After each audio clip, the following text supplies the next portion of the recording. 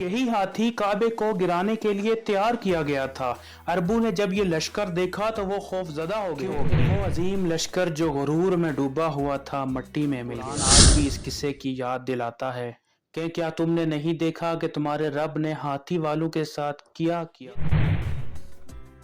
अस्सलाम वालेकुम नाज़रीन, ये कहानी है उस वक्त की जब अरब की ज़मीन जहालत के अंधेरों में डूबी हुई। बुतों की पूजा आम थी और ताकत के नाम पर जुल्म बिकता था और दिलों में नूर और हिदायत की प्यास शिद्दत से तड़पती थी। लेकिन इन सब के बावजूद एक घर ऐसा था जो सदियों से लोगों के दिलों का मरकज था। वो घर जो हजरत इब्राहीम और हजरत इस्माइल अलैहिस्सलाम ने बनाया था। वो घर जिसकी दीवारों से तौहीद की खुशबू आती थी। जी हाँ, ये वही घर है बैतुल्लाह। यमन का हाकिम अब्राहा को अपनी ताकत और अपनी फौज पर बहुत गुरूर था। इसने अपनी सल्तनत में एक शानदार इबादत गाह बनाई थी। वो चाहता था कि लोग काबे को भूल जाएं और इसकी इबादत गाह की तरफ आएं, मगर अरब अपने दिलों से बैतुल्लाह की मोहब्बत ना निकाल सके। अब्राहा को यह बर्दाश्त ना हुआ तो उसने फैसला किया कि वो काबे पर हमला करेगा और काबे को मस्मार कर देगा और तारीख से तौहीद का मरकज मिटा देगा। पहाड़ों और वादियों को रोनता हुआ एक लश्कर नेज़े आसमान की तरफ बुलंद थे और सबसे आगे एक हाथी चल रहा था जिसका नाम महमूद था। और यही हाथी काबे को गिराने के लिए तैयार किया गया था।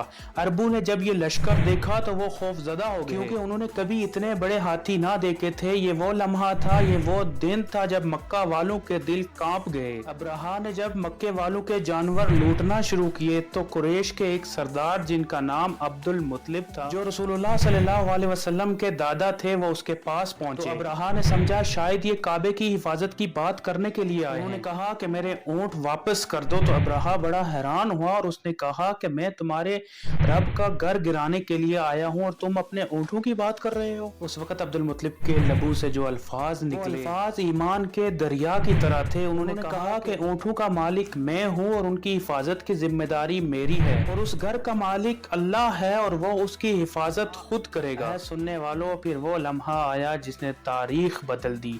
अब्राहा का लश्कर जब मक्के के करीब पहुंचा, हाथी महमूद को काबे की तरफ मोड़ा, लेकिन वो हाथी जमीन पर बैठ गया। उसे कितनी ही मार पड़ी लेकिन वो आगे ना बढ़ा और जब भी काबे की तरफ रुख करते तो वो हाथी बैठ जाता, पीछे मुड़ जाता लेकिन आगे ना बढ़ता। और फिर आसमान का मंजर बदल गया। आफाक पर काले बादलों की तरह परिंदे नमूदार हुए। ये अबाबील थे, छोटे छोटे परिंदे जिनके पंजों और चोंचों में कंकरियां थी और वो कंकरियां जब फौज पर बरसी तो यूं लग रहा था कि जैसे आग बरस रही हो। और अब्राहा के सिपाही एक एक करके जमीन पर गिरने लगे, गोश्त फटने लगा, हड्डियां टूटना शुरू हो गई। वो अजीम लश्कर जो गुरूर में डूबा हुआ था मट्टी में मिल गया। अब्राहा खुद भी जख्मी और बीमार होकर भागा। रास्ते में उसका जिस्म गलने लगा और वो जिल्लत की मौत मर गया। यूं अल्लाह ताला ने अपने घर की हिफाजत फरमाई। ना कोई लश्कर बचा, ना कोई गुरूर।